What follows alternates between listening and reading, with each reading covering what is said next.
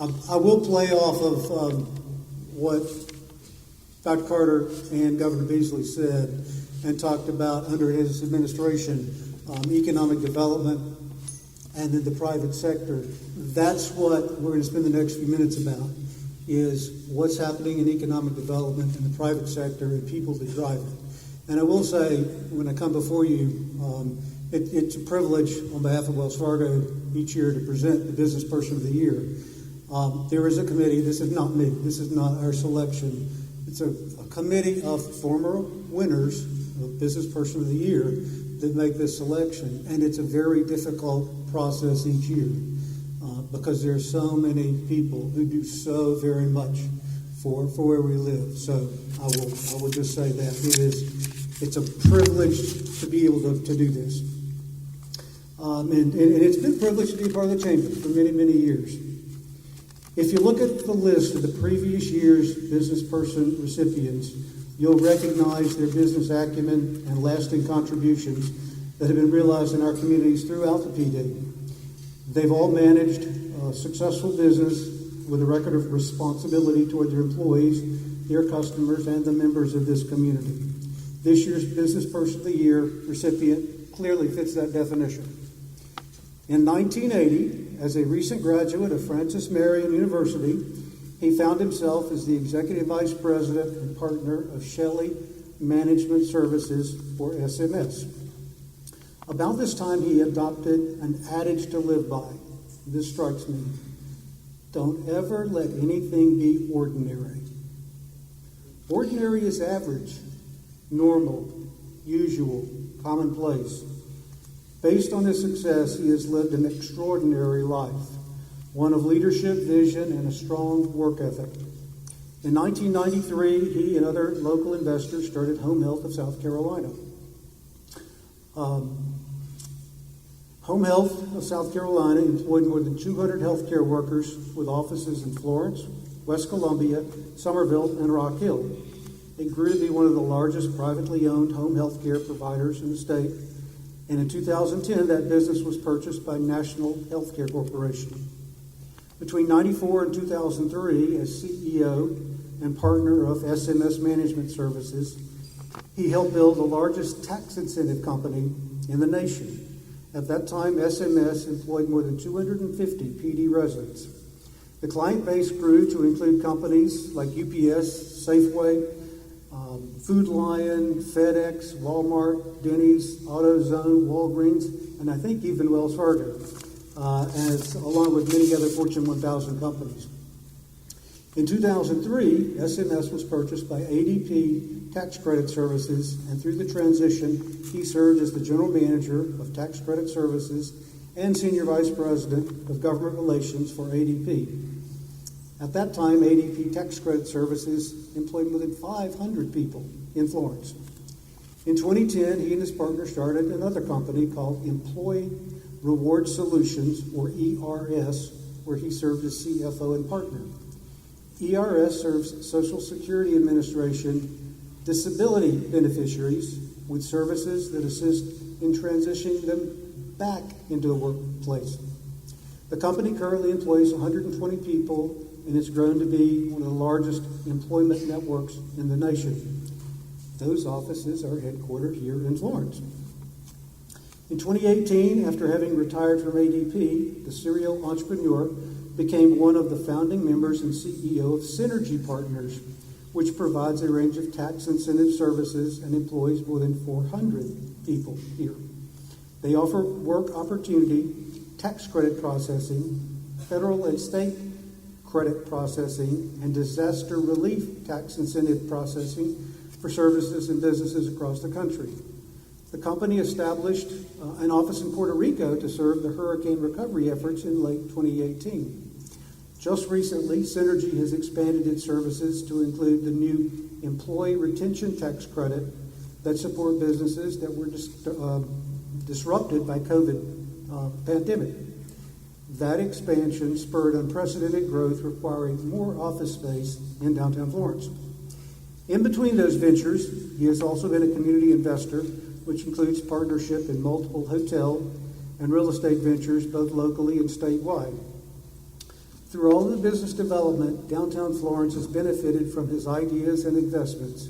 Currently, the ERS and Synergy companies occupy more than 46,000 square feet of office space in downtown Florence, including the entire Rainwater building and much of the Crest Corner.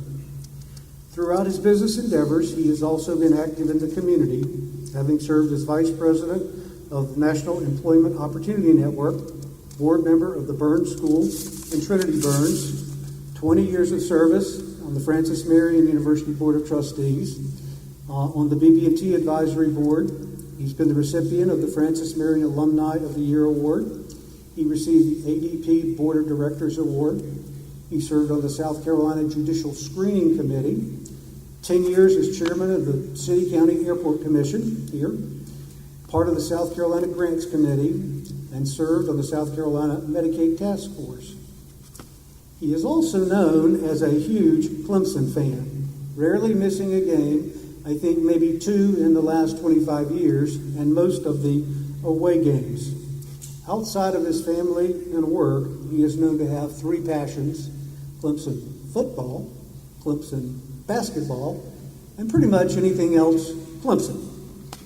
His love of competitive sports is evident, and he has recruited and encouraged many young and diverse athletes to pursue enhanced education paths through the Burns Schools and Trinity Collegiate scholarships. If you were to ask his partners about Jim Brown, they would say Jim is a serial entrepreneur and has built and grown several corporations which were sold to Fortune 500 companies. But let's not forget the hundreds of local jobs his businesses have provided and continue to produce. Jim was born and grew up in Marion, South Carolina. He's a 1977 graduate of Francis Marion, where he served as vice president of the Student Government Association, was a member of Phi Kappa Alpha, lettered on the FNU soccer team. He's married to Candace Phillips Brown, has 5 children and 4 grandchildren. And I would ask you to please join me in congratulating the Business Person of the Year for 2021, Jim Brown.